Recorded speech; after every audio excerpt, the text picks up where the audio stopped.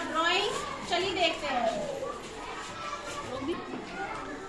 तो हिमांशी ने बनाए हैं ईसा मसीह, है ना हिमांशी? बहुत सुंदर, बहुत अच्छे बनाए, वेरी गुड, ब्यूटीफुल।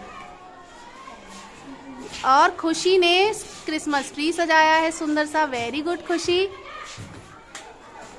रितिका ने ये क्यूट से सेंटा बनाए हैं, वेरी गुड रितिका।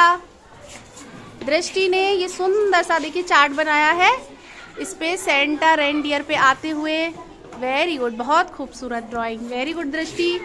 गुंजन ने ये क्रिसमस ट्री सजाया है और गुंजन का कहना है उसने छोटे छोटे से गिफ्ट्स भी बनाए हैं। गुंजन कुछ है इसमें, खाली है?